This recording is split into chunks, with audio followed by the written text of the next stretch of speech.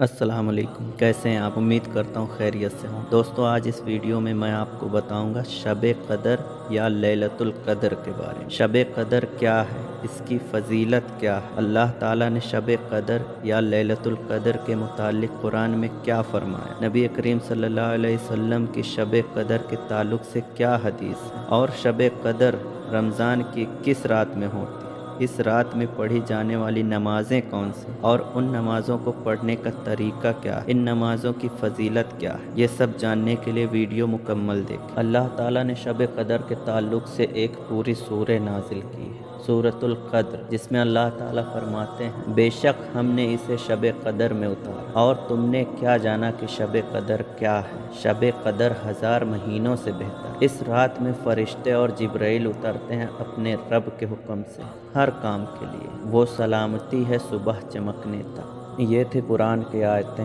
سورۃ القدر سے۔ اب میں آپ کو نبی اکرم صلی اللہ علیہ وسلم کی حدیث بتاتا ہوں کہ آپ صلی اللہ علیہ وسلم نے شب قدر کے متعلق کیا فرمایا۔ نبی اکرم صلی اللہ علیہ وسلم نے ارشاد فرمایا، جو شخص شب قدر ایمان کے ساتھ محض ثواب آخرت کے لیے ذکر و عبادت میں گزارے، اس کے گزشتہ گناہ بخش دیے جائیں۔ شب قدر کے بارے میں آپ صلی اللہ علیہ وسلم نے فرمایا کہ وہ رمضان کے آخری عشرہ کی طاق راتوں میں سے ایک پوشیدہ رات ہے، اور وہ ہر سال ان تواریخ میں گھومتی رہتی ہے۔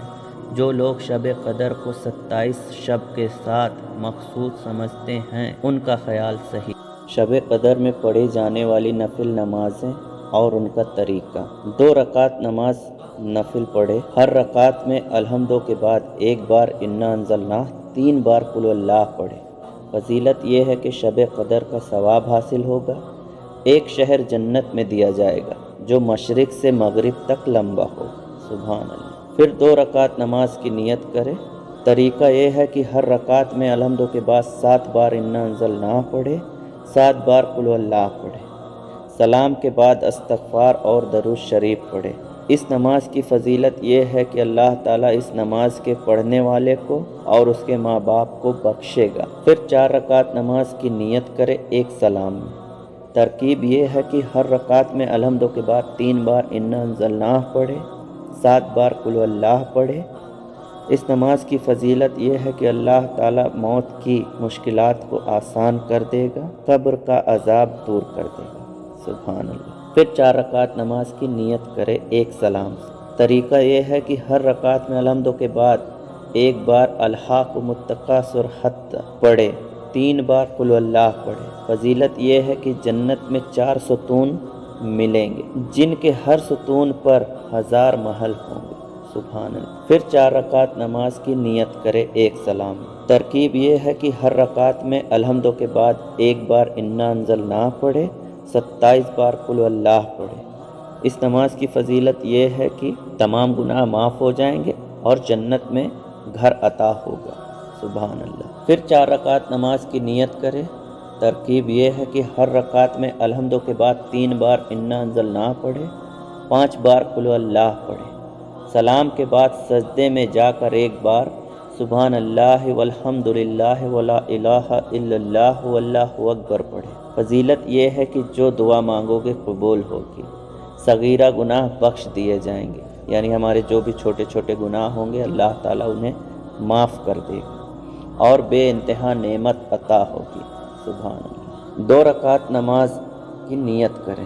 ترکیب یہ ہے کہ ہر رکعت میں الحمدو کے بعد 1 بار انا انزلناہ، 100 بار قل اللہ پڑھیں، سلام کے بعد 11 بار درود شریف پڑھیں۔ فضیلت یہ ہے کہ اس کا بہت ثواب ہوگا۔ پھر 4 رکعت نماز کی نیت کریں ایک سلام سے۔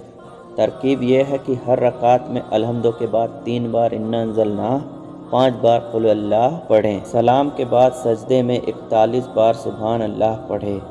فضیلت یہ ہے کہ جو دعا مانگو گے قبول ہوگی۔ سبحان اللہ۔ تو یہ تھی شب قدر میں پڑھی جانے والی نماز اور ان کا طریقہ۔ بہت سے میرے بھائی بہن شب قدر کو رمضان کی 27ویں رات میں مخصوص سمجھتے ہیں۔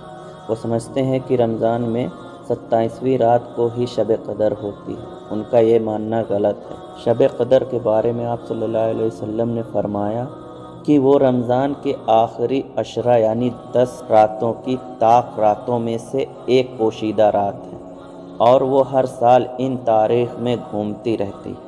جو لوگ شب قدر کو 27ویں شب کے ساتھ مخصوص سمجھتے ہیں ان کا خیال صحیح نہیں۔ عشرہ کی طاق راتیں کون سی ہوتی ہیں؟ 21، 23، 25، 27، 29 یہ طاق راتیں، انہی رات میں سے کوئی ایک رات لیلۃ القدر کی، اس لیے ہم کو ان راتوں میں شب قدر میں پڑھی جانے والی نماز اور دعا پڑھنا چاہیے۔